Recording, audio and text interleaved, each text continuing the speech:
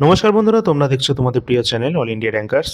চলে এসেছি আজকের অত্যন্ত গুরুত্বপূর্ণ একটি অ্যাওয়ার্ড, যার ঘোষণা ইতিমধ্যে করা হয়েছে। পদ্ম পুরস্কার 2025।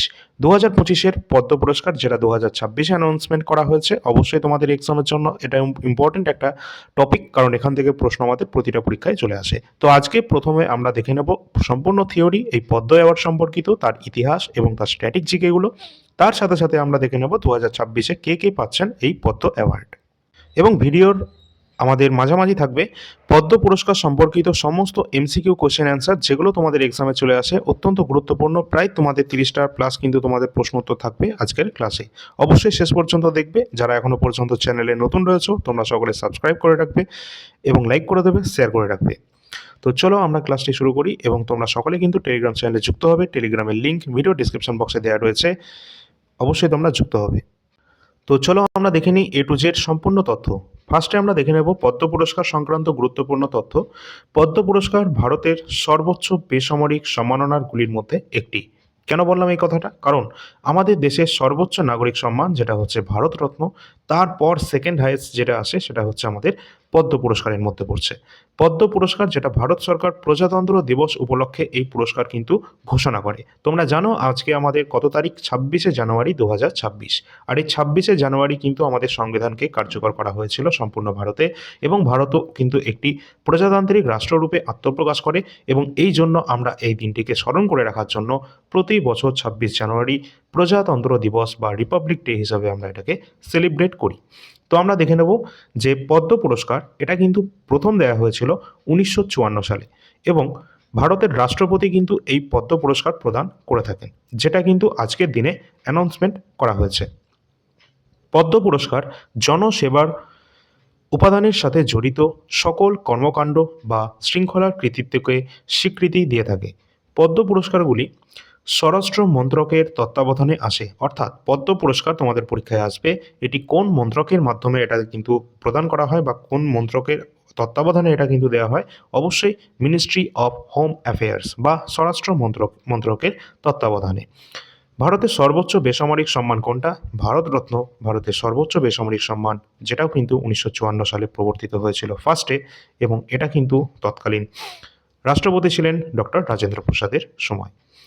চলো আমরা দেখে নেব এই সম্পর্কিত আরও গুরুত্বপূর্ণ তথ্য। ফার্স্টে রয়েছে প্রধানমন্ত্রী কর্তৃক গঠিত পদ্ম পুরস্কার কমিটির সুপারিশের ভিত্তিতে প্রতি বছর পদ্ম পুরস্কার কিন্তু প্রদান করা হয়ে থাকে।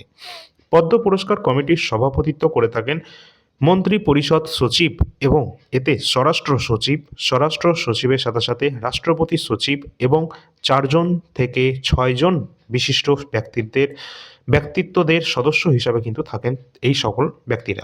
এছাড়া দেখবে ভারত সরকার 1954 সালে দুটি বেসামরিক পুরস্কার ভারতরত্ন এবং পদ্মবিভূষণ প্রবর্তন করেন। পদ্মবিভূষণের টোটাল 3টে ভাগ কিন্তু ছিল প্রাথমিক সময়। কোন কোন ভাগ ছিল? ফার্স্টে কিন্তু ছিল তোমাদের প্রথম শ্রেণী, দ্বিতীয় শ্রেণী এবং তৃতীয় শ্রেণী।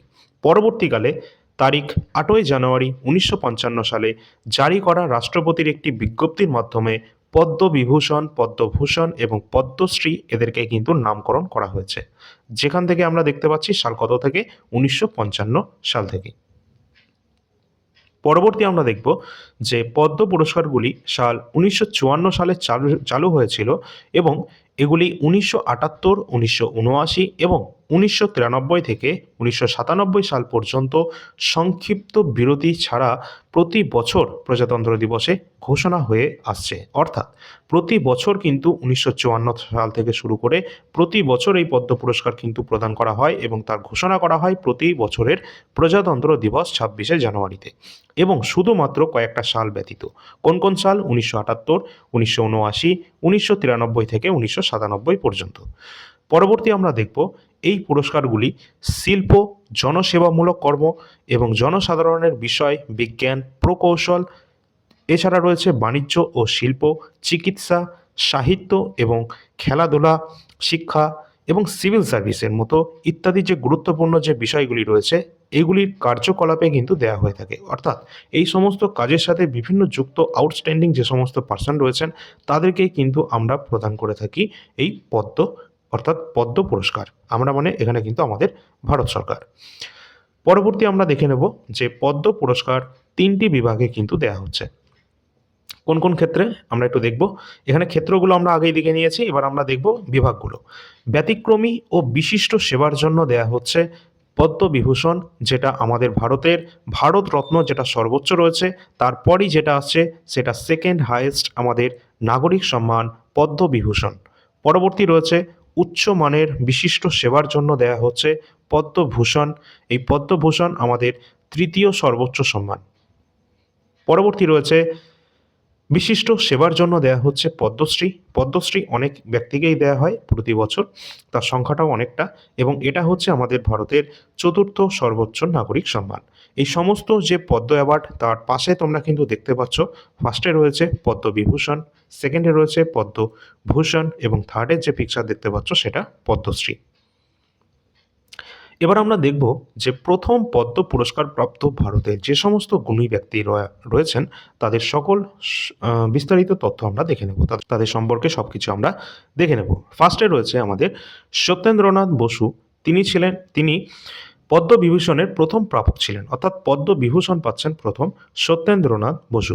নেক্সট রয়েছে তাঞ্জোর বালা সরস্বতী ছিলেন দেশের দ্বিতীয় সর্বোচ্চ বেসামরিক পুরস্কার পদ্মবিভূষণ প্রাপ্ত প্রথম মহিলা নৃত্যশিল্পী। পরীক্ষায় কিন্তু অলরেডি আমাদের এখান থেকেই প্রশ্ন চলে এসেছে যে প্রথম পদ্মবিভূষণ কে পেয়েছেন, সত্যেন্দ্রনাথ বসু পেয়েছেন, এবং একজন নৃত্যশিল্পীর নাম বলো যিনি কোন মহিলা, যিনি কিন্তু পদ্মবিভূষণে ভূষিত হয়েছেন বা ভারত সরকারের তৃতীয় সর্বোচ্চ বেসামরিক সম্মানে ভূষিত হয়েছেন। তো তাঞ্জোর বালা সরস্বতী তিনি কিন্তু পদ্মবিভূষণ পুরস্কারে ভূষিত হয়েছেন। পরবর্তী রয়েছে বিশ্বনাথন আনন্দ। এটা অনেকবার পরীক্ষায় চলে এসেছে। তো বিশ্বনাথন আনন্দ ছিলেন প্রথম ক্রীড়াবিদ, প্রথম একদম ফার্স্ট স্পোর্টস পার্সন যিনি পদ্মবিভূষণ পুরস্কার পেয়ে যাচ্ছেন। ঠিক আছে, তো অবশ্যই কিন্তু তিনি কিন্তু পেয়েছেন বিশ্বনাথন আনন্দ। তিনি কিন্তু একজন বিখ্যাত দাবাড়ু, অর্থাৎ দাবা খেলার সাথে কিন্তু তিনি যুক্ত। পরবর্তী রয়েছে বলবীর সিং দোসাঞ্জ। ইনি ছিলেন প্রথম ক্রীড়াবিদ যিনি ভারত সরকারের কাছ থেকে পদ্মশ্রী পুরস্কার পেয়েছেন, তা আবার ফার্স্ট স্পোর্টস পার্সন। পরবর্তী রয়েছে মিলখা সিং। মিলখা সিং, যাকে আমরা ফ্লাইং সিখ হিসেবে চিনি, তিনি ক্রীড়াবিদ হিসেবে প্রথম পদ্মশ্রী পুরস্কার কিন্তু পেয়েছেন। পরবর্তী রয়েছে পদ্মভূষণ পুরস্কার প্রাপ্ত আলারমেল ভ্যালি। তিনি ভারতনাট্যমের একজন বিখ্যাত এবং তার সাথে সাথে ওড়িশি নৃত্যের সাথেও যুক্ত রয়েছেন আলারমেল ভ্যালি, তিনি কিন্তু এখানে পদ্মভূষণ পুরস্কার কিন্তু পেয়েছেন। পরবর্তী দেখবে যে ফয়সাল আলী দার কাশ্মীরের ক্রীড়াক্ষেত্রে প্রথম পদ্ম পুরস্কার বিজয়ী হয়েছেন, এবং নার্গিস দত্ত ছিলেন পদ্মশ্রী পুরস্কারে ভূষিত প্রথম অভিনেত্রী। নেক্সট রয়েছে পদ্মভূষণ পুরস্কার প্রাপ্ত প্রথম চলচ্চিত্র ব্যক্তিত্ব, যেটা সত্যজিৎ রায়, তিনি কিন্তু পেয়েছেন সাল 1992-তে। অলরেডি কিন্তু এগুলো সবই আমাদের পরীক্ষায় চলে এসেছে। তো ভালো লাগলে একটা লাইক অবশ্যই করে দেবে এবং শেয়ার করে দেবে। এবার আমরা চলে আসব সাল 2026 সালে যে সমস্ত ব্যক্তিগণ বা যতজন পদ্ম পুরস্কার পেয়েছেন তাদের সম্পর্কে গুরুত্বপূর্ণ তথ্য। ফার্স্টে আমরা দেখব সাল 2026-এ পদ্ম পুরস্কার কিন্তু দেয়া হচ্ছে কতজন ব্যক্তিকে। অবশ্যই 131 জন ব্যক্তিকে কিন্তু দেয়া হচ্ছে এই পদ্ম পুরস্কার। এখানে কিন্তু আমাদের দেখতে হবে যে পদ্মবিভূষণ পাচ্ছেন কতজন, অবশ্যই সংখ্যাটা আমাদের মনে রাখতে হবে। তো বিভূষণ পুরস্কার পাচ্ছেন 5 জন, পদ্মভূষণ পুরস্কারে সম্মানিত হচ্ছেন 13 জন, এবং পদ্মশ্রী পুরস্কার পাচ্ছেন টোটাল 113 জন। ঠিক আছে, তো এটা তোমাদের মনে রাখার ক্ষেত্রে একটু সুবিধা হয়ে যাবে। তো পদ্মভূষণ 13 এবং পদ্মশ্রী 113। ঠিক আছে, তো এবার আমরা দেখে নেব গুরুত্বপূর্ণ কিছু ব্যক্তিত্ব যারা কিন্তু এই পুরস্কার পাচ্ছেন। পদ্মশ্রী কটা আমরা একটু দেখে নিই, কারণ এখান থেকে প্রশ্ন আমাদের থাকে। আর তোমাদের তো পদ্মবিভূষণ 5 টাইম আমাদের মুখস্থ রাখতে হবে এবং পদ্মভূষণও 5 টাইম মুখস্থ রাখতে হবে। তার সাথে দেখবে যে পদ্মশ্রী এই 113টার মধ্যে যে কোনো একটা আসতে পারে, তার মধ্যেও কিছু ইম্পর্টেন্ট আমরা একটু দেখে নেব। তো পদ্মশ্রী পুরস্কারে ভূষিত হচ্ছেন, ফার্স্টেই রয়েছে আমাদের রোহিত শর্মা। তিনি কিন্তু ক্রিকেটের সাথে যুক্ত রয়েছেন, তোমরা সকলেই জানো ক্রিকেটের ক্যাপ্টেন রয়েছেন রোহিত শর্মা। এর সাথে রয়েছে হরমনপ্রীত কৌর, তিনি কিন্তু রয়েছেন আমাদের ফিমেল যে ক্রিকেট দলের ক্যাপ্টেন রয়েছেন ক্রিকেটের সাথে WPL এর। তো অবশ্যই তিনিও কিন্তু পাচ্ছেন এই পদ্মশ্রী পুরস্কার। এছাড়া রয়েছেন আমাদের পশ্চিমবঙ্গের শিল্পকলা বা সিনেমা জগতের একজন গুরুত্বপূর্ণ অধিনায়ক, যিনি রয়েছেন প্রসেনজিৎ চট্টোপাধ্যায়। ইনিও কিন্তু পাচ্ছেন পদ্মশ্রী পুরস্কার 2025টি 26এরটি। পরবর্তী রয়েছে আর মাধবন, তিনি কিন্তু শিল্পকলা এবং চলচ্চিত্রে পাচ্ছেন 2026-এর পদ্মশ্রী পুরস্কার। পরবর্তী রয়েছে গুরুত্বপূর্ণ হকি খেলোয়াড় সবিতা পুনিয়া। সবিতা পুনিয়া তোমরা সকলে চেনো, যারা যারা আমাদের কারেন্ট অ্যাফেয়ার্সের ক্লাস দেখো। তিনিও কিন্তু পাচ্ছেন এই পদ্মশ্রী পুরস্কার। এবং তরুণ ভট্টাচার্য অত্যন্ত গুরুত্বপূর্ণ, ইনি কিন্তু দেখে রাখবেন সন্তুর বাদকের সাথে যুক্ত রয়েছেন। এই তরুণ ভট্টাচার্য আমাদের পশ্চিমবঙ্গ থেকে বিলং করছেন, তিনিও কিন্তু পদ্মশ্রী পুরস্কারে ভূষিত হচ্ছেন।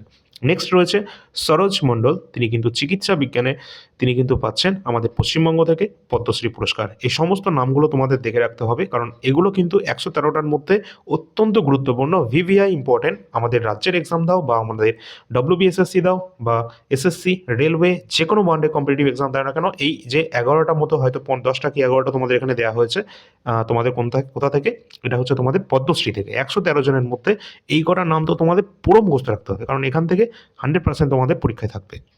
এছাড়া পদ্মভূষণ, বিভূষণ, এই দুটো তো তোমাদের পুরোটাই মুখস্থ রাখতে হবে, ঠিক আছে? তো ভিডিও শেষের দিকে অবশ্যই আমরা দেখে নেব পদ্মভূষণ কতজন পেয়েছেন, বিভূষণ কতজন পেয়েছেন এবং পদ্মশ্রী কমপ্লিট লিস্ট তোমাদের এক নজরে একবার দেখিয়ে দেওয়ার চেষ্টা করব। পরবর্তী আমরা এমসিকিউ প্রশ্নোত্তর নিয়ে আলোচনা করব অবশ্যই। তার আগে তোমাদের বলে রাখি, আজকের তারিখটা অত্যন্ত গুরুত্বপূর্ণ, 26শে জানুয়ারি প্রজাতন্ত্র দিবস। এবং এই দিন কিন্তু আমাদের সংবিধান কার্যকর হয়েছিল, যেটা গ্রহণ করা হয়েছিল 1949-এর 26শে নভেম্বরে। এবং 26শে নভেম্বর তো আমরা কনস্টিটিউশন ডে হিসেবে পালন করি, সংবিধান দিবস হিসাবে। আর 26শে জানুয়ারি, যেটাকে আমাদের কার্যকর করা হয়েছিল সংবিধানকে, যেদিন ভারত কিন্তু একটি প্রজাতান্ত্রিক রাষ্ট্ররূপে আত্মপ্রকাশ করে, সেই দিন থেকেই আমরা প্রতি 26শে জানুয়ারি কিন্তু প্রতি বছর এই প্রজাতন্ত্র রূপে কিন্তু এটাকে আমরা পালন করে আসছি। আর সেই প্রজাতন্ত্র দিবসের 2026 সালে 26 জানুয়ারি যে প্রজাতন্ত্র দিবসটা পালন করা হচ্ছে, সেটা হচ্ছে আমাদের ভারতের 77তম রিপাবলিক ডে। 77তম রিপাবলিক ডে 2026-এ, এটা অত্যন্ত গুরুত্বপূর্ণ একটি অধ্যায়। তার কারণ এই বছরের যে থিম রয়েছে 2026-এর, সেটা রয়েছে 150 ইয়ার্স অফ বন্দে মাতারাম। বন্দে মাতারামের 150 বছর। এছাড়া আত্মনির্ভর ভারত কিন্তু আমাদের ফোকাস বিন্দু ছিল এই 2026-এর 26 জানুয়ারি প্রজাতন্ত্র দিবসের থিমে। এছাড়া তোমরা অবশ্যই দেখবে প্রজাতন্ত্র দিবসে আমাদের এইবারকার 2জন মুখ্য অতিথি হিসাবে কিন্তু উপস্থিত রয়েছেন। তোমরা বলবে কোন দেশ থেকে এনারা 2জন রয়েছেন, অবশ্যই তোমাদের হোমওয়ার্কের কোশ্চেন থাকছে। তার সাথে তোমাদের বলে রাখি, আমরা কিন্তু আমাদের সংবিধানের গুরুত্বপূর্ণ যে পিডিএফটি, সেটা কিন্তু অলরেডি কমপ্লিট করে ফেলেছি। আর আজকে অত্যন্ত গুরুত্বপূর্ণ একটি দিন, যেদিন আমাদের সংবিধানকে কার্যকর করা হয়েছিল সম্পূর্ণ ভারতে। আর সেই দিনেই কিন্তু আমরা আমাদের সংবিধানের যে গুরুত্বপূর্ণ পিডিএফটি, সেটা কিন্তু তোমাদের কাছে প্রকাশ করছি। তো এমসিকিউ কোশ্চেন অ্যান্সার আমরা একটু পরে আসছি, তোমাদেরকে আগে পিডিএফটা দেখিয়ে দিই। তো এখানে তোমরা দেখতে পাচ্ছ আমাদের গুরুত্বপূর্ণ যে সংবিধান, ইন্ডিয়ান কনস্টিটিউশনের গুরুত্বপূর্ণ পিডিএফ। এই পিডিএফটি তোমাদের আজকে কমপ্লিটভাবে কিন্তু আমরা প্রকাশ করলাম আমাদের চ্যানেলের তরফ থেকে। অবশ্যই কিন্তু তোমরা এখানে দেখতে পাচ্ছ টোটাল কিন্তু এই পিডিএফে 61টা কিন্তু পেজের সংখ্যা রয়েছে, 81টা কিন্তু পেজের সংখ্যা রয়েছে। এবং ভারতের সংবিধানের গুরুত্বপূর্ণ যা কিছু রয়েছে একদম প্রথম থেকে শেষ পর্যন্ত কমপ্লিট কিন্তু আমরা এখানে প্রোভাইড করার চেষ্টা করেছি এই 81টা পেজের মধ্যে। সম্পূর্ণ পিডিএফটি একদম কালারফুল দেওয়া রয়েছে, তোমরা দেখতে পাচ্ছ খুব সুন্দরভাবে সমস্ত ধরনের যে পয়েন্টগুলোকে সাজানো রয়েছে, এবং যাতে তোমাদের বুঝতে সুবিধা হয় তার জন্য একদম তোমাদের সিকোয়েন্স অনুসারে সাজানো রয়েছে। একদম প্রপার যে সালগুলোকে মেনটেন করে পরপর একদম কিন্তু সাজানো রয়েছে এগুলো। সংবিধানের উৎস থেকে শুরু করে সব কিছু তোমরা পেয়ে যাবে এই পিডিএফের মধ্যে। বিভিন্ন গুরুত্বপূর্ণ রাজ্যের গঠন, যে আমাদের গণপরিষদ গঠন থেকে শুরু করে, সেইখান থেকে শুরু করে আমরা কিন্তু একদম সংবিধানের গুরুত্বপূর্ণ খসড়া, বিভিন্ন গুরুত্বপূর্ণ আর্টিকেল, ধারা এবং গুরুত্বপূর্ণ সমস্ত কিছু আমরা কিন্তু দেখে নেব। শুধু এই নয়, এখানে কিন্তু আমাদের সংবিধানের গুরুত্বপূর্ণ শুধু এই আর্টিকেল বা তপশিল, শুধুমাত্র পার্ট, এগুলো দেখলেই হবে না। এর সাথে আমাদের দেখতে হবে গুরুত্বপূর্ণ আমাদের সাংবিধানিক যে বডিগুলো রয়েছে, national human rights commission, OBC, নীতি আয়োগ, আমাদের যে ইন্টারস্টেট যে জিনিসগুলো রয়েছে, সিভিসি, ঠিক আছে? এই সমস্ত জিনিস কিন্তু আমাদের এখানে দেওয়া রয়েছে। এমনকি নীতি আয়োগ, পরিকল্পনা কমিশন, বিভিন্ন গুরুত্বপূর্ণ আজ পর্যন্ত যে সমস্ত সংবিধান সংশোধনী হয়েছে, সেই সমস্ত বিষয়, মানে সংবিধান মানে তোমাদের এর মধ্যে যা যা পড়ছে সব কিছু এখানে কিন্তু দেওয়া রয়েছে। টোটালি 81টা পেজের মধ্যে কমপ্লিট ইন্ডিয়ান পলিটির, ইন্ডিয়ান কনস্টিটিউশনকে এখানে কভার করেছি। শেষের দিকে রয়েছে তোমাদের ইম্পর্টেন্ট প্রশ্ন উত্তর, যেখানে কিন্তু তোমরা দেখতে পাবে প্রতিটা প্রশ্ন কিন্তু দেওয়া রয়েছে, এবং প্রতিটা প্রশ্নের সাথে সাথে আমরা গুরুত্বপূর্ণ অতিরিক্ত তথ্য কিন্তু এখানে ইনফরমেশনকে অ্যাড করে দিয়েছি। যেমনটা আমরা ক্লাসে বলি, তোমাদের ক্লাস যেমন তোমরা দেখতে পাও, ঠিক সেইভাবে কিন্তু আমরা পিডিএফে কিন্তু প্রোভাইড করেছি গুরুত্বপূর্ণ প্রশ্ন। কতগুলো প্রশ্ন রয়েছে এই আমাদের শেষের দিকে, যে অনলাইনার টাইপের প্রশ্নই তোমরা বলতে পারো, অনলাইনে প্রশ্ন রেখেছি এবং তার সাথে অতিরিক্ত তথ্য। তোমরা এখানে দেখে নাও একটাই কোশ্চেন, সমতার অধিকার বা রাইট টু ইকুয়ালিটি এটা কত নম্বর আর্টিকেলে বলা রয়েছে? অবশ্যই আমরা জানি যে সংবিধানের 14 থেকে 18 নম্বর আর্টিকেলে এটা বলা রয়েছে এবং এখানে কতগুলো ধারা রয়েছে, সেখানে কিন্তু টোটাল 5টি ধারা রয়েছে। আমাদের উত্তর হচ্ছে 5টা, কিন্তু কোন কোন ধারাগুলো রয়েছে সেগুলো কিন্তু এখানে দেওয়া রয়েছে। যেমন 14 থেকে 18 পর্যন্ত আমাদের এটা বলা রয়েছে। এখানে কি বলা আছে না, আইনের চোখে সকলের সমতা এবং বৈষম্যহীনতার কথা বলা হয়েছে। তাছাড়া তোমরা নিচের পরবর্তী প্রশ্ন দেখতে পাচ্ছ, 1950 সালে গৃহীত হওয়া মূল সংবিধানের অংশ ছিল না, যেটা কিন্তু মৌলিক কর্তব্য অংশ ছিল না।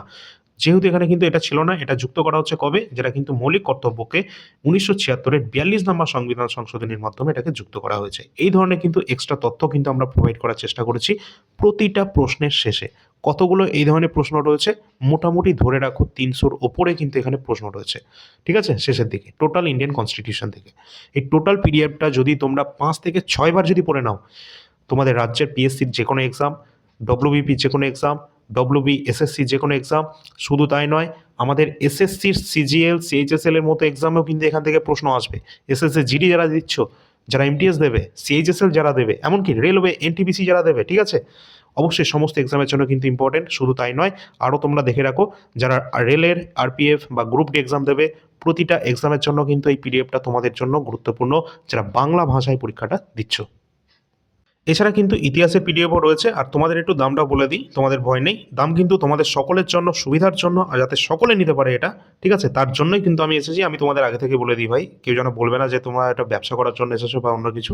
আমি কিন্তু তোমাদের ফার্স্টেই বলে দিচ্ছি, ব্যবসা করলে তোমাদের কিন্তু অনেক কিছু, তোমাদের পিডিএফ কিন্তু এই ধরনের, মানে তোমরা দেখতে পাচ্ছ আমাদের পশ্চিমবঙ্গে এমন এমন টিচার রয়েছে, আমি আর বলছি না, তারা কয়েকটা প্রশ্ন নিয়ে চলে আসে, দিয়ে বলে দেয় 200 টাকা 300 টাকা এরকম। তো তোমাদের সকলের সুবিধার্থে, সবাই যাতে এটা নিতে পারে তাদের জন্য 110 টাকার মধ্যে কিন্তু আমরা দিয়ে দিচ্ছি কমপ্লিট সংবিধান। এবং শুধু সংবিধান নয়, ইতিহাসটাও তোমাদের দামটা কমিয়ে দিয়েছি। 110 টাকার মধ্যে টোটাল ইতিহাসটাও তোমরা পেয়ে যাবে, ঠিক আছে। ইতিহাসে কি আছে না আছে তোমরা হয়তো আগেই দেখে নিয়েছো। টোটাল এখানে প্রাচীন ভারত, মধ্য ভারত এবং আধুনিক ভারত দেওয়া রয়েছে। 80টা পেজের মধ্যে কমপ্লিট করা রয়েছে এবং এখানে কিন্তু প্রপার সিকোয়েন্স অনুযায়ী দেওয়া আছে, ঠিক আছে। তোমরা যারা যারা বিশেষ করে WBSSC, group C, group D exam দেবে বা অন্যান্য আমাদের এক্সামগুলো দেবে, সমস্ত এক্সামের জন্য কিন্তু এটা ইম্পর্টেন্ট, ঠিক আছে। আর শেষের দিকে ওয়ান শট টাইপের কিছু প্রশ্নোত্তরও রয়েছে এটারও, তো অবশ্যই তোমরা দেখতে পাচ্ছ। তোমরা যদি এখান থেকে পড়ে যাও, এখান থেকে ডাইরেক্ট প্রশ্ন কমন পেয়ে যাবে। এছাড়া কমপ্লিট স্ট্যাটিক জিকে তো অ্যাভেলেবেল রয়েছে আগে থেকে। টোটাল এখানে সমস্ত টপিকগুলো দেখে নাও, 125-এর কাছাকাছি তোমাদের টপিকের সংখ্যা রয়েছে এবং এই নাম্বারটা রয়েছে, এই নাম্বারে যোগাযোগ করবে সকলে। ডিসক্রিপশন বক্সে দেওয়া থাকবে লিঙ্ক। এবং এখানে 126টি পেজের মধ্যে কমপ্লিট স্ট্যাটিক জিকে কিন্তু তোমাদের দেওয়া রয়েছে। অবশ্যই তোমরা দেখে নিতে পারবে, যাদের প্রয়োজন অবশ্যই তোমরা নিয়ে নেওয়ার চেষ্টা করবে। এছাড়া কারেন্ট অ্যাফেয়ার্স তো আমরা সকলের জন্য কিন্তু দিয়ে থাকি, যেটা কিন্তু এসএসসি রেলওয়ের জন্য মূল ফোকাস এটা, কারণ এখানে কিন্তু বেশি পরিমাণে কারেন্ট অ্যাফেয়ার্স আসে। আর আমরা কমনও দিয়ে এসেছি, তোমরা যে কোনো মাসে নিতে পারো 20 টাকা প্রতি মাস হিসাবে। এছাড়া যদি 2025-এর কমপ্লিট নাও, সেক্ষেত্রে 200 টাকার মধ্যে কিন্তু এটা পেয়ে যাবে কারেন্ট অ্যাফেয়ার্স। প্রতি মাসে 450-এর কাছাকাছি প্রশ্নোত্তর রয়েছে। আর তোমাদের বলে দিই, 2026-এ যে কারেন্ট অ্যাফেয়ার্স মান্থলি পাবে, সেটা প্রতিটি মাসের শেষের দিকে তোমরা পেয়ে যাবে। সুতরাং আমাদের কাছে যে সমস্ত পিডিএফ অ্যাভেলেবেল রয়েছে, এক নজরে তোমরা একটু দেখে নিতে পারো। 2024-এ কারেন্ট অ্যাফেয়ার্স খুব একটা মানে প্রয়োজন হবে না, ঠিক আছে, তোমরা নিলে নিতে পারো। আর যদি না হয় তাহলে তোমরা 2025টা অবশ্যই নেবে, কারণ এটা ইম্পর্টেন্ট। তোমরা এটা নিয়ে নিতে পারো, 2025 কমপ্লিট 200 টাকার মধ্যে পেয়ে যাবে। আর যে কোনো মাসের যদি প্রয়োজন হয়, সেটা 20 টাকা প্রতি মাস। কারেন্ট অ্যাফেয়ার্সের সাথে সাথে এসএসসি জিডি কনস্টেবল 2024-25-এর জিকে কোয়েশ্চেন অ্যাভেলেবেল রয়েছে বাংলা ভাষায়, 50 টাকা করে প্রাইস রয়েছে, দেখতে পারো। এছাড়া আরবিএফএসআই রয়েছে সাবজেক্ট ওয়াইজ 35 টাকা, এবং বায়োলজি রয়েছে তোমাদের 60 টাকার মধ্যে, এবং এনটিপিসি প্রিভিয়াস ইয়ার প্রশ্নপত্র রয়েছে 2020-21, যেখানে 5000 কোয়েশ্চেন রয়েছে। এবং আমাদের যে সম্প্রতি হয়ে যাওয়া 2025-এর যে এক্সামটা, যেটা হয়েছে 2024-এর এক্সামটা, যেটা 2025-এ হয়েছে, সেটা কিন্তু 99 টাকা পেয়ে যাবে। এছাড়া ইতিহাসের যে প্রাইসটা, সেটা কিন্তু আমরা কমিয়ে দিয়েছি, 110 টাকা করে দিয়েছি, যেটা 130 টাকা ছিল। এবং সংবিধান কমপ্লিটলি সেটা কিন্তু 110 টাকার মধ্যে পেয়ে যাচ্ছ। আর তোমাদের বলে রাখি, এই 110 টাকার মধ্যে তোমরা যা পাচ্ছ সংবিধানে এবং ইতিহাসে, ঠিক আছে, দুটো 110 করে, তো এর থেকে মানে অনেক বেশি। আমরা এটা যদি অন্য কেউ যদি প্রকাশ করতো এই ধরনের পিডিএফ, তাহলে কিন্তু এটা অনেক বেশি কিন্তু তোমাদের প্রাইস কিন্তু সেটা রাখার চেষ্টা করতো তারা। তো তোমাদের সকলে যেহেতু যাদের নিতে পারো সকলে, তার জন্য এটা করা হয়েছে। এবং স্ট্যাটিক জিকে 171 টাকা কিন্তু দেওয়া রয়েছে। এই নাম্বারে যোগাযোগ করবে সকলে, ঠিক আছে, হোয়াটসঅ্যাপের নাম্বার ডিসক্রিপশন বক্সে দেওয়া থাকবে। তো চলো এবার আমরা দেখে নিই গুরুত্বপূর্ণ আমাদের এমসিকিউ প্রশ্নোত্তর। অবশ্যই শেষ পর্যন্ত দেখবে, কারণ এখানে 30টা কাছাকাছি গুরুত্বপূর্ণ প্রশ্ন আছে। চলো ফার্স্ট প্রশ্ন, 2026 সালে কতজনকে পদ্ম পুরস্কার দেওয়া হচ্ছে? অলরেডি আমরা দেখে নিয়েছি। টোটাল 2026-এ আমাদের 171 জনকে কিন্তু 131 জনকে কিন্তু আমাদের এই পদ্ম পুরস্কার কিন্তু দেওয়া হচ্ছে। এবং এই 131 জনের মধ্যে আমাদের পদ্ম পুরস্কার পাচ্ছেন, পদ্ম বিভূষণ পুরস্কার পাচ্ছেন টোটাল 5 জন। টোটাল পদ্মভূষণ পুরস্কার পাচ্ছেন কতজন? 13 জন, এবং পদ্মশ্রী পাচ্ছেন টোটাল 113 জন ব্যক্তি। আর এদেরকে সকলেই কিন্তু পদ্ম পুরস্কার দেবেকে অবশ্যই মিনিস্ট্রি অফ হোম অ্যাফেয়ার্সের আন্ডারে কিন্তু এটা দেওয়া হচ্ছে, এবং এটা অ্যানাউন্সমেন্ট করা হয়েছে, এবং এটা কিন্তু ভারতের প্রেসিডেন্টের মাধ্যমে প্রোভাইড করা হবে। পরবর্তী রয়েছে প্রশ্ন, কোন কিংবদন্তি অভিনেতাকে মরণোত্তর পদ্মবিভূষণ 2026 সম্মানিত করা হচ্ছে? তো অবশ্যই মরণোত্তর পদ্মবিভূষণ সম্মানে ভূষিত করা হচ্ছেন যার নাম রয়েছেন কে? Dharmendra. Option number B Dharmendra, তিনি কিন্তু পেয়ে যাচ্ছেন মরণোত্তর পদ্মবিভূষণ পুরস্কার, যেটা কিন্তু সেকেন্ড হাইয়েস্ট আমাদের কিন্তু এটা নাগরিক পুরস্কার। পরবর্তী প্রশ্ন রয়েছে, পদ্মবিভূষণ 2026 প্রাপক MSN রাজাম ইনি কোন বাদ্যযন্ত্রের সাথে যুক্ত? পরীক্ষায় তোমাদের এই ধরনের প্রশ্নই কিন্তু আসবে, ঠিক আছে? তো ইনি কিন্তু কোন বাদ্যযন্ত্রের সাথে যুক্ত রয়েছেন, যিনি কিন্তু পদ্মবিভূষণ পাচ্ছেন 2026-এ?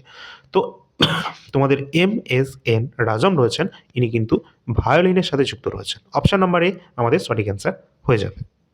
পরবর্তী প্রশ্ন, ভারতের কোন প্রাক্তন ক্রিকেট অধিনায়ককে পদ্মশ্রী 2026-এ সম্মানিত করা হচ্ছে?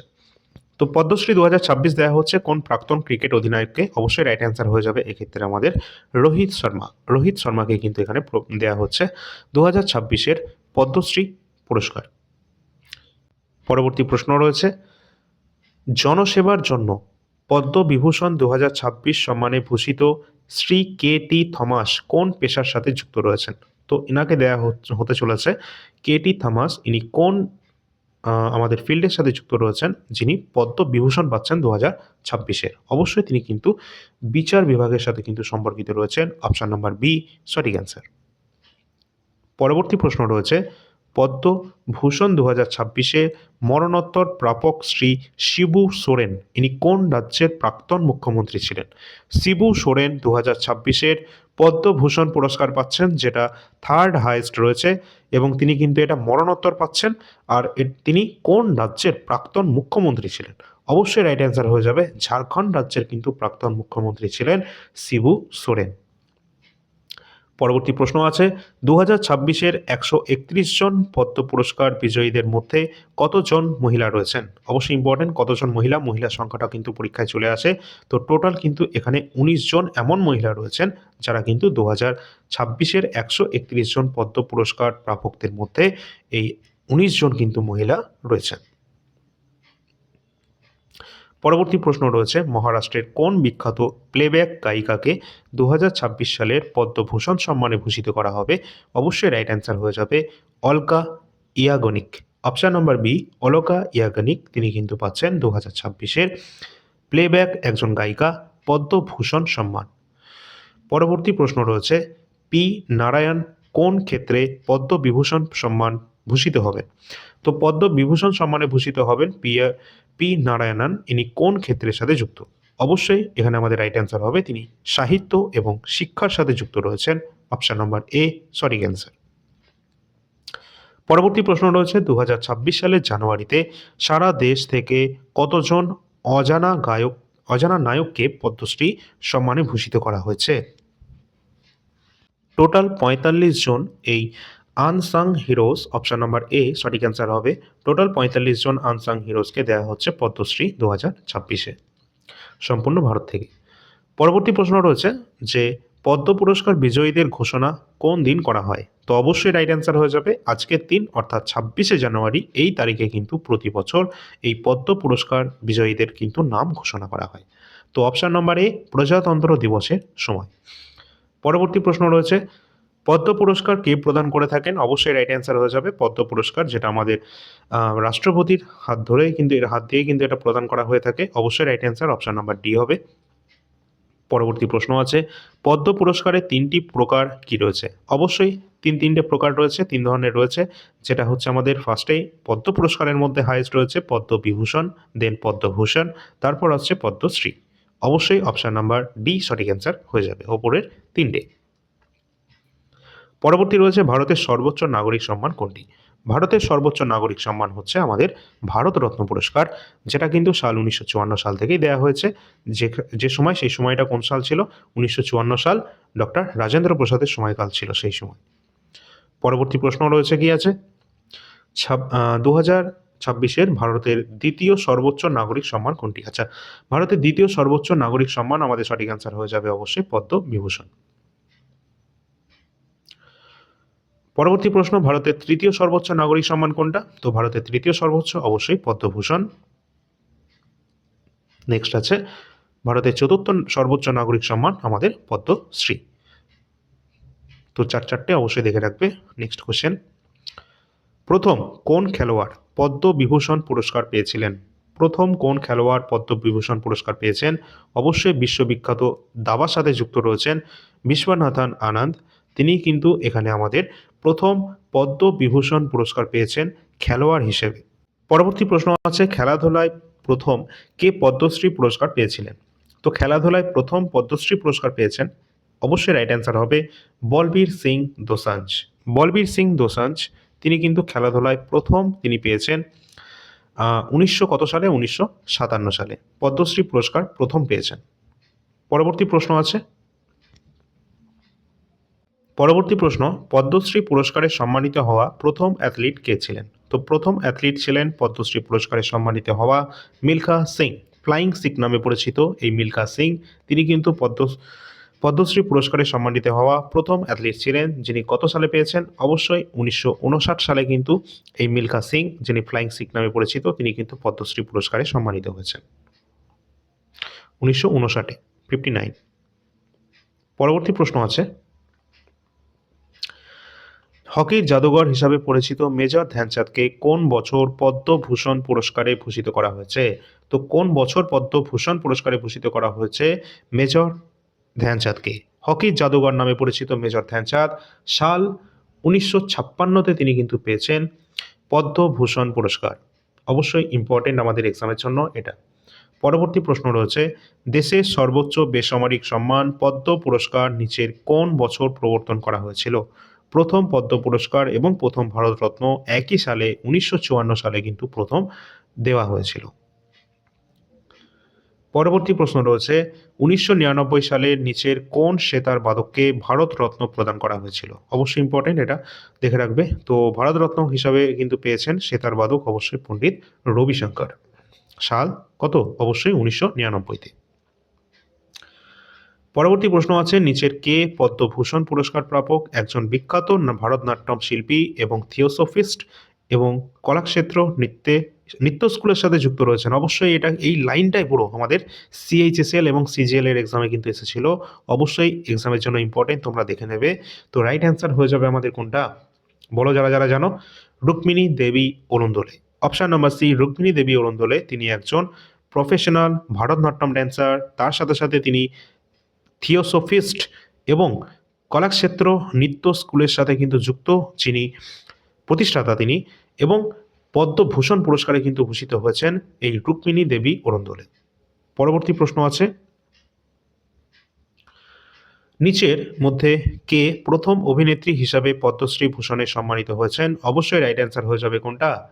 Nargis Dutta. Option number D, Nargis Dutta প্রথম অভিনেত্রী হিসাবে পদ্মশ্রী সম্মানে ভূষিত হয়েছেন।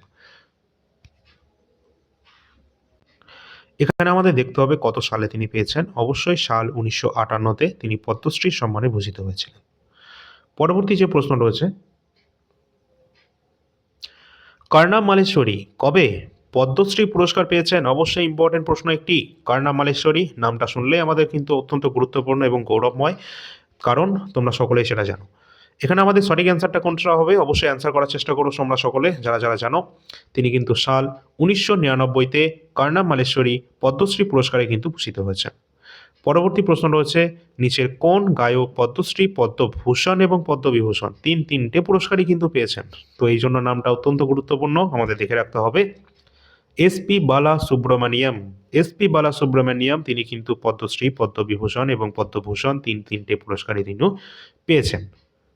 পরবর্তী প্রশ্ন কি আছে? আর এই সমস্ত প্রশ্ন কিন্তু তোমাদের এক্সামের জন্য ইম্পর্টেন্ট, যে কটা আজকে করানো হয়েছে। পদ্মশ্রী পুরস্কারে ভূষিত প্রথম ভারতীয় ট্রান্সজেন্ডার নৃত্যশিল্পী কে? ট্রান্সজেন্ডার নৃত্যশিল্পী প্রথম ভারতীয়, তার নাম কি? নর্তকী নটরাজ।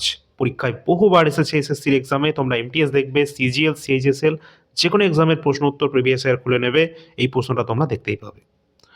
পরবর্তী প্রশ্ন আছে, পদ্মভূষণ পুরস্কার বিজয়ী Kumudini Lakhia, same to same question একদম। ঠিক আছে, এই লাইনটাও তোমাদের কিন্তু চলে এসেছিল, কুমুদিনী লাখিয়া কোন নৃত্যের সাথে যুক্ত। তো অবশ্যই পদ্মভূষণ পুরস্কারে কিন্তু আহ, বিজয়ী রয়েছেন কুমুদিনী লাখিয়া। ইনি কিন্তু একজন প্রফেশনাল কত্থক ড্যান্সার, কত্থকের সাথে যুক্ত রয়েছেন কুমুদিনী লাখিয়া। এবং কত্থক ড্যান্স এটা কোথায় দেখা যায়? নর্দার্ন ইন্ডিয়া, বিশেষ করে আমরা উত্তরপ্রদেশে কিন্তু এটা দেখতে পাই কত্থক। কত্থকের সাথে আরও বিভিন্ন গুরুত্বপূর্ণ ব্যক্তি রয়েছেন, যেমন সীতারা দেবী রয়েছেন, কত্থক সম্রাজ্ঞী বলা হয় সীতারা দেবীকে। ঠিক আছে, এছাড়া বিরজু মহারাজ, সোহান, তোমাদের রাচ্চ মহারাজ রয়েছেন। এছাড়া ভারতনাট্যম কিন্তু আমাদের একটা ক্লাসিক্যাল ড্যান্স, সেটা হচ্ছে আমাদের তামিলনাড়ুতে আমরা দেখতে পাই, সব থেকে প্রাচীনতম আমাদের ক্লাসিক্যাল ড্যান্সের মধ্যে একটা ভারতনাট্যম। নেক্সট কুচিপুড়ি যেটা দেখতে পাচ্ছ, এটা কিন্তু আমরা অন্ধ্রপ্রদেশে দেখতে পাই। অন্ধ্রপ্রদেশের কুচিলাপুরম যে জায়গা রয়েছে সেখান থেকে এই নামের উৎপত্তি থেকে হয়েছে কুচিপুড়ি। এছাড়া ওড়িশি যেটা দেখছো, এটা কিন্তু আমাদের ওড়িশার যে ক্লাসিক্যাল ড্যান্স রয়েছে সেটা হচ্ছে ওড়িশি। পরবর্তী প্রশ্ন যেটা রয়েছে, পদ্মা পুরস্কারের সাথে মোট কত টাকা নগদ অর্থ হিসাবে প্রদান করা হয়ে থাকে? যদিও অর্থটা খুব একটা বেশি ম্যাটার নয়, তবুও আমাদের জানতে হবে যে পদ্ম পুরস্কারের সাথে সাথে এখানে কত টাকা আমাদের প্রদান করা হয়ে থাকে। তো এখানে কিন্তু আমাদের কোনো টাকাই কিন্তু এখানে প্রদান করা হয় না, কারণ এখানে পদ্ম পুরস্কারটাই কিন্তু আমাদের এখানে মূল হিসাবে এখানে কিন্তু প্রদান করা হয়। ঠিক আছে, তোমরা মনে রাখবে পদ্ম পুরস্কারে কোনো রকম কিন্তু তোমাদের কোনো মানি কিন্তু এখানে দেওয়া হয় না। তো অবশ্যই কিন্তু দেখে রাখবে, যে কটা প্রশ্ন উত্তর আজকে দেওয়া হয়েছে প্রতিটা প্রশ্ন উত্তরই কিন্তু আমাদের এক্সামের জন্য ইম্পর্টেন্ট। এই 30টা প্রশ্ন তোমরা ভিভিআই ইম্পর্টেন্ট দেখে যাবে। ঠিক আছে, এর সাথে সাথে আমরা কিন্তু তোমাদেরকে আমাদের চ্যানেলে অলরেডি কিন্তু অনেক প্রশ্ন উত্তর তোমাদের দিয়ে দিয়েছি, প্রিভিয়াস ইয়ার প্রশ্নপত্র, সেটা এসএসসির দেখতে পারো। এছাড়া আমরা কারেন্ট অ্যাফেয়ার্স কিন্তু তোমাদের ভালোভাবে কিন্তু তোমাদের প্রস্তুত করাচ্ছি। আমাদের কারেন্ট অ্যাফেয়ার্সের সেকশনটা তোমরা দেখতে পারো, আমাদের চ্যানেলে প্লেলিস্ট করা থাকবে। এবং তোমাদের জন্য আরও 2026-এর নতুন যে কারেন্ট অ্যাফেয়ার্স জানুয়ারি মাসের, সেটা খুব সম্ভবত তোমরা আগামী 4-5 দিন পর কিন্তু পেয়ে যাবে, কারণ মাসটা শেষ হবে তারপর। ঠিক আছে, অবশ্যই তোমরা তার জন্য সাবস্ক্রাইব করে রাখবে চ্যানেলটিকে। প্রতি মাসের শেষে তোমরা বেস্ট কোয়েশ্চেন পেয়ে যাবে প্রতি মাসের কারেন্ট অ্যাফেয়ার্সের। এছাড়া আমরা পিডিএফ যেটা রয়েছে সেটা কিন্তু তোমাদেরকে প্রোভাইড করি প্রতি মাসের শেষের দিকে, যেটা কিন্তু তোমরা পেয়ে যাও।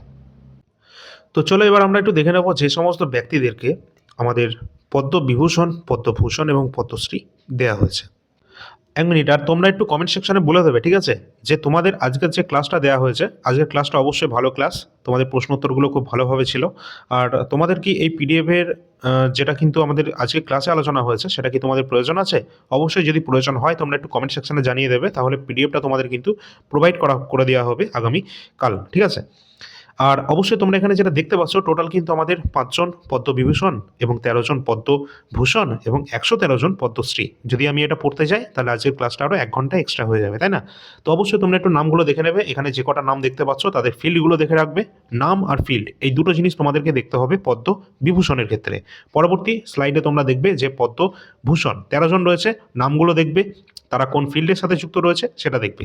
বিশেষ করে যারা পোস্ত মাসলি অর্থাৎ মরণোত্তর পাচ্ছে তাদের নাম কটা দেখে রাখবে। পদ্মশ্রীতেও সে ঠিক একইভাবে 113 জনের নাম এখানে দেওয়া রয়েছে, তাদের ফিল্ডগুলো দেওয়া রয়েছে, সব কটা তোমরা দেখে রাখবে। আর এই সম্পূর্ণ পিডিএফটাও কিন্তু তোমাদেরকে আমাদের টেলিগ্রাম চ্যানেলে শেয়ার করে দেওয়া হবে। টেলিগ্রামের লিঙ্ক ভিডিও ডিসক্রিপশন বক্সে তোমরা পেয়ে যাবে আজকের ক্লাসের পিডিএফ। এবং এই সম্পূর্ণ যে তোমরা দেখতে পাচ্ছ নাম এবং কোন ফিল্ডে কে কে পাচ্ছে, সম্পূর্ণ লিস্ট তোমাদের কিন্তু আমরা আমাদের টেলিগ্রাম চ্যানেলে সকলে যুক্ত হয়ে যাবে, সবাই কিন্তু সেখানে পিডিএফটা পেয়ে যাবে। এছাড়া তোমরা কিন্তু অবশ্যই আমাদের এই পিডিএফগুলো তোমরা দেখতে পারো। তোমাদের কেন বলছি, কোনো ফালতু বই তোমরা কিনতে যাবে মানে সেখানে কিন্তু টাকা তো নষ্ট হবেই, তার সাথে সাথে যদি মানে তার থেকেও বেশি খতরনাক জিনিস হচ্ছে এখনকার তোমাদের বিভিন্ন মাস্টারের যে ব্যাচ। যাই হোক, আমি সেখানে কোনো কথা বলছি না, তোমাদের যাদেরকে যে কোনো ব্যাচে যা যা বলা হচ্ছে না, সেই সম্পূর্ণটা তোমাদের পিডিএফ আকারে আমরা তোমাদেরকে দিয়ে দিয়েছি। ঠিক আছে, এত সুন্দরভাবে সাজানো রয়েছে, ব্যাচেও তোমরা কিন্তু এত ভালো করে শিখতে পারবে না, এটুকু বলতে পারি। তো এখানে কিন্তু যেটা তোমাদের জন্য সামনে যে সমস্ত এক্সামের জন্য যেটা ইম্পর্টেন্ট, সেই সমস্তগুলো আমি একটু তোমাদেরকে ছোট্ট করে বলে দিই কোনগুলো তোমাদের জন্য ইম্পর্টেন্ট। ফার্স্টে রয়েছে ভারতের সংবিধান, এটা কিন্তু কেউ বাদ দেবে না, এটা পড়ে যাবে, সংবিধান থেকে কোনো প্রশ্ন আটকাবে না, একদম গ্যারেন্টি। ইতিহাস থেকে যাই আসুক তোমরা সকলে সমস্ত প্রশ্নের উত্তর করতে পারবে, স্ট্র্যাটেজিকে যাই আসুক তোমরা সব কিছু অ্যান্সার দিতে পারবে। এই 3টে পিডিএফ সকলে নিয়ে রাখবে, সমস্ত এক্সামের জন্য এই 3টে তো গুরুত্বপূর্ণ। ঠিক আছে, এই 3টে ছাড়া তোমরা ক্র্যাক করতে পারবে না কোনো এক্সাম, বিশেষ করে WB, SSC, group C, group D. এর সাথে কারেন্ট অ্যাফেয়ার্স 2025-এরটা কমপ্লিট নিয়ে নেওয়ার চেষ্টা করবে, কারণ 2025-ই আমাদের আপকামিং এক্সামগুলোতে পরীক্ষায় এখান থেকেই প্রশ্ন হবে। এছাড়া 2026-এ যা যা আসবে সেগুলো আমরা প্রোভাইড করে দেবো। 2024-এরটা আমার মনে হয় পড়ার কোনো প্রয়োজন নেই। এসএসসি এবং রেলওয়েকে মাথায় রেখে আমি বলছি কারেন্ট অ্যাফেয়ার্সটা। এছাড়া এসএসসি জিডি যারা পরীক্ষা দিচ্ছ 2024-25 প্রিভিয়াস ইয়ার প্রশ্নপত্র নিতে পারো এবং রেলের পরীক্ষা দিলে এই সমস্ত প্রিভিয়াস ইয়ার প্রশ্নপত্র এনটিপিসি, বায়োলজি, আরপিএফএসআই এগুলো দেখতে পারো। ঠিক আছে? আর বাদবাকি যদি তোমাদের অন্য কোনো কিছু প্রয়োজন হয় এই নাম্বারটা দেয়াই আছে, এই নাম্বারে যোগাযোগ করবে।